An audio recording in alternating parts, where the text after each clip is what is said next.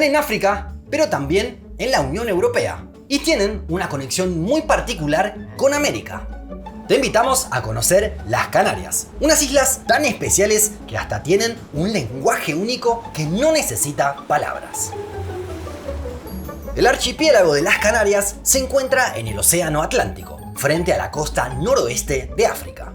Son un grupo de 8 islas habitadas y algunos islotes. Si ordenamos a las 8 islas principales por extensión y por población, habrá pocas diferencias. Pero sí cambiará un poco el listado si las enumeramos por su elevación máxima. Esto es bastante relevante, ya que son de origen volcánico y alcanzan una gran altura. Si dejamos de lado La Graciosa, que es la isla más pequeña y solo viven 700 personas, podemos ver que cada una de las otras islas supera en altura a varios países reconocidos, como Uruguay, Moldavia, Lituania o Dinamarca. En cuanto a su población, Tenerife y Gran Canaria concentran el 82% del total del archipiélago, que supera los 2 millones de habitantes. Hemos hablado varias veces de países que son tricontinentales, como Chile, que tiene presencia en América, Oceanía y la Antártida.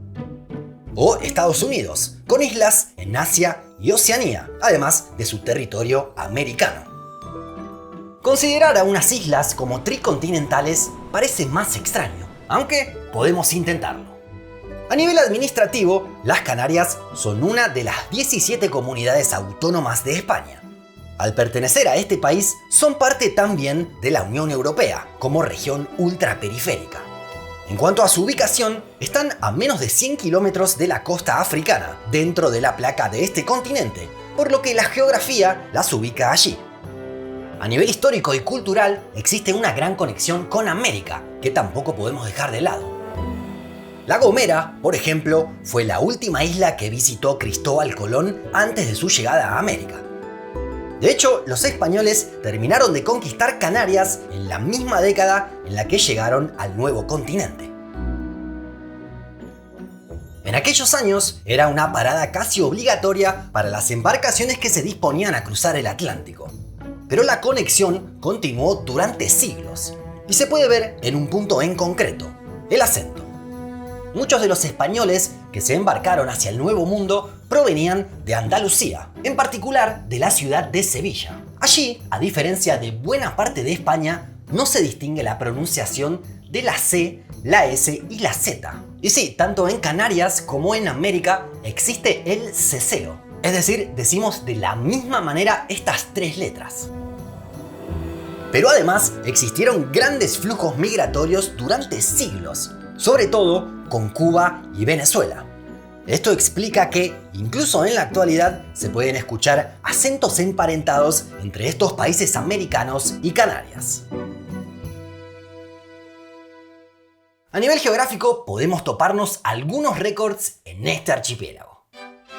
Por ejemplo, nos encontramos en los puntos más meridional y más occidental del Reino de España. No hay ningún lugar de este país que esté más al sur que Punta de la Restinga, en la isla El Hierro. También allí ubicamos al lugar que está más al oeste de todos, Punta de la Horchilla. Y este lugar tiene un valor histórico y geográfico único. Durante más de 2 siglos se tomó como referencia del meridiano cero. Sí, la línea imaginaria, que hoy conocemos como meridiano de Greenwich, pasaba en aquel entonces por esta isla española. A esa altura son unos 1700 kilómetros de diferencia. Pensemos que si hoy se siguiera utilizando esta referencia para determinar el meridiano cero, cambiaría también el antimeridiano, la línea internacional de cambio de fecha. Quedaría en este lugar, atravesaría la península de Kamchatka en Rusia y las Islas Salomón. Nueva Zelanda, al este de la línea, podría ser uno de los últimos países en recibir cada día, y no de los primeros, como sucede actualmente. En los últimos años, una de las noticias más impactantes que llegó desde Canarias fue la erupción de un volcán en La Palma. Chicos, derrumbe, volcán. Hacía 10 años que no se registraba actividad en todo el archipiélago, pero el 19 de septiembre de 2021 comenzó la erupción, que se extendió hasta el 13 de diciembre. Durante esos 85 días de actividad se desprendieron nada menos que 150 millones de metros cúbicos de magma. Esto provocó la destrucción de 2.600 edificaciones y enormes daños a la agricultura, al medio ambiente y a la infraestructura. Las pérdidas materiales se calcularon en más de 800 millones de euros, pero afortunadamente no hubo muertos. A pesar de esto, una enorme cantidad de turistas llega al archipiélago de forma constante. Tenerife recibe a más de 6 millones y Gran Canaria a 5 millones cada año. Los parques nacionales Cañadas del Teide o Caldera de Taburiente son algunos de los paisajes más requeridos por los visitantes.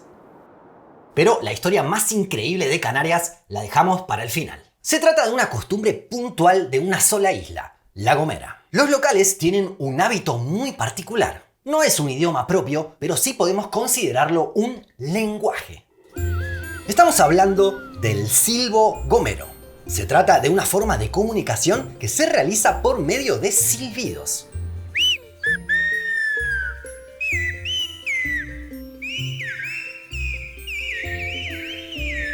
Tienen tan desarrollada la técnica para emitir sonidos y para codificar y decodificar los mensajes que pueden establecer conversaciones hasta a 3 kilómetros de distancia. En la isla hablan en castellano, pero el silbo podría utilizarse con cualquier idioma. Para comunicarse, realizan una simplificación del abecedario. En función al tono y la continuidad, tienen 2 sonidos para vocales y otros 4 para consonantes. La equivalencia de sonidos es esta. Como se imaginarán, este lenguaje conlleva una gran posibilidad de ambigüedades, ya que de forma aislada hay palabras muy diferentes que se silban de la misma manera. Por ejemplo, tarro se silba igual que soda. En la mayoría de las situaciones, estas ambigüedades se resuelven por el contexto de la conversación. Pero además, se pueden realizar repreguntas para corroborar el sentido de lo expresado. Los especialistas en el tema aseguran que los silbadores tienen un vocabulario muy amplio. Es que suelen recurrir a sinónimos para aclarar sus mensajes cuando es necesario. Además, se suelen elaborar mensajes claros con información concentrada y sin redundancias, lo que ayuda a una comunicación ágil y precisa.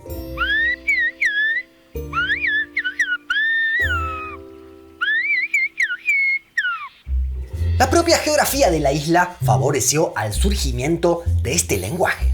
Como está repleta de montañas y barrancos, los pobladores se las ingeniaron para comunicarse a la distancia para temas cotidianos. Así, evitaban subir y bajar demasiadas veces por terrenos empinados. Durante mucho tiempo se utilizó de manera informal por los locales. En la segunda mitad del siglo XX había comenzado a caer su importancia. Pero desde 1999 se enseña en las escuelas de la isla. Esto generó un resurgimiento y que se utilice más que antes. Está claro que con la llegada de teléfonos móviles ya no es tan útil como antes, pero sí a nivel cultural, ya que es parte de la identidad del lugar. De hecho, la UNESCO lo catalogó como Patrimonio Cultural Inmaterial de la Humanidad. Obviamente, el silbo es un lenguaje social. Los mensajes que se emiten a la distancia pueden ser oídos por personas que no eran las destinatarias, por lo que no hay demasiados secretos que sean silbados. Pero la propia codificación que realizan dio pie a la trama de una exitosa película rumana. En medio de mafia, policías, presos y un botín escondido de 30 millones de euros, una brillante idea: viajar a la isla para aprender el silbo. Today you will do your first word in the whistling language, which is mamá.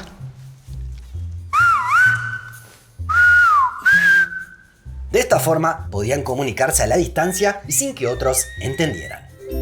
¿Ya intentaste silbar durante estos minutos como hacen en La Gomera? Esperamos tu mensaje honesto más abajo. Antes de terminar, te recordamos que lanzamos nuestro primer libro. Estamos muy contentos porque sabemos que cientos de personas ya lo compraron. ¡Un mundo inmenso! En el libro podrás encontrar fotos, mapas e información actualizada de los lugares más increíbles que tiene este planeta. También te invitamos a que te suscribas a Un Mundo Inmenso y tal vez unirte como miembro. Nos vemos en el próximo video.